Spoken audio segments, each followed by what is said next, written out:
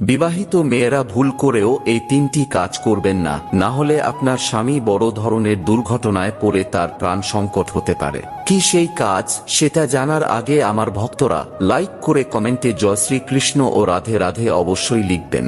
Number 1, বিবাহিত মেয়েরা সিঁদুর পরার সময় যদি হাত ফসকে সিঁদুরের কৌটো মাটিতে পড়ে যায়, তাহলে সেই সিঁদুর পুনরায় কৌটোতে রাখবেন না, কারণ সেই সিঁদুর ব্যবহার করলে স্বামীর জীবনে দুর্ঘটনার ছায়া নেমে আসতে পারে। নাম্বার 2, বছরের একটি দিন স্বামীর হাত থেকে অবশ্যই মেয়েদের সিঁদুর পরিয়ে নেওয়া উচিত, আর সেই দিনটি হলো শিবরাত্রির দিন। বিশ্বাস করা হয় এমনটা করলে 12 বছরের জন্য স্বামীর আয়ু বেড়ে যায়, কারণ এই দিন রাতেই মাতা পার্বতী ও মহাদেবের বিয়ে হয়েছিল। নাম্বার 3, প্রাকৃতিক পরিবেশে লজ্জার কারণে কিছু বিবাহিত মেয়েরা মাথায় সিঁদুর দিলেও সেই সিঁদুর চুল ঢাকা দিয়ে রাখেন, তবে মনে রাখবেন এমনটা করলে ধীরে ধীরে আপনার স্বামীর আয়ু কমতে থাকে।